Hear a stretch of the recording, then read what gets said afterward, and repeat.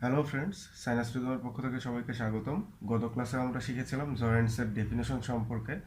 আজকের ক্লাসে আমরা শিখব জয়েন্টসের ক্লাসিফিকেশন সম্পর্কে। জয়েন্টসের কী কী টাইপের ক্লাসিফিকেশন আছে এবং প্রতিটার ডেসক্রিপশন আমরা আবার নেক্সট কোনো ক্লাসে শিখব। তো চলুন শুরু করা যাক। জয়েন্টস জয়েন্টস টু টাইপের হয়ে থাকে। একটা হচ্ছে যে সলিড সলিড অর সিনারথ্রোসিস এবং সাইনোভিয়াল অর ডায়ারথ্রোসিস। টু টাইপের কী কী তাহলে আমরা আরেকবার দেখি।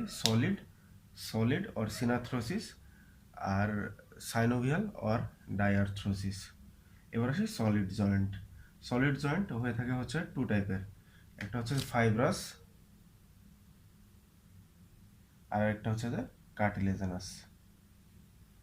তো সলিড আবার কি হয়ে থাকে টু টাইপের, একটা হচ্ছে ফাইব্রাস জয়েন্ট আর একটা হচ্ছে যে কার্টিলেজেনাস জয়েন্ট। এবার আসি কার্টিলেজেনাস জয়েন্টের আবার তিনটা টাইপ হয়।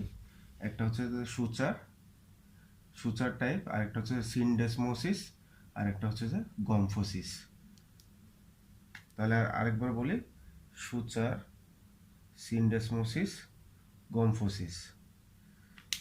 ফাইব্রাস জয়েন্ট থ্রি টাইপের হয়ে থাকে। এবার আসি কার্টিলেজেনাস জয়েন্ট। কার্টিলেজেনাস জয়েন্ট আবার টু টাইপের হয়ে থাকে। একটা হচ্ছে প্রাইমারি কার্টিলেজেনাস জয়েন্ট আর একটা হচ্ছে যে সেকেন্ডারি কার্টিলেজেনাস জয়েন্ট। তাহলে আবার দেখি, কার্টিলেজেনাস জয়েন্ট আবার টু টাইপের হয়ে থাকে। একটা হচ্ছে প্রাইমারি কার্টিলেজেনাস আর একটা হচ্ছে সেকেন্ডারি কার্টিলেজেনাস জয়েন্টস। এবার আসি সাইনোভিয়াল জয়েন্ট আবার চার টাইপের হয়ে থাকে। একটা হচ্ছে ইউনিঅ্যাক্সিয়াল, বাইঅ্যাক্সিয়াল, মাল্টিঅ্যাক্সিয়াল আর প্লেন।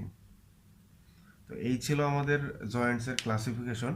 আমরা নেক্সট ক্লাসে অবশ্যই ইনশাল্লাহ ফাইব্রাস জয়েন্টসের ডেসক্রিপশন, তারপরে হচ্ছে কার্টিলেজেনাস জয়েন্টসের ডেসক্রিপশন এবং সাইনোভিয়াল জয়েন্টসের ডেসক্রিপশন সাথে ডেসক্রিপশন প্লাস এক্সাম্পল নিয়ে আলোচনা করব।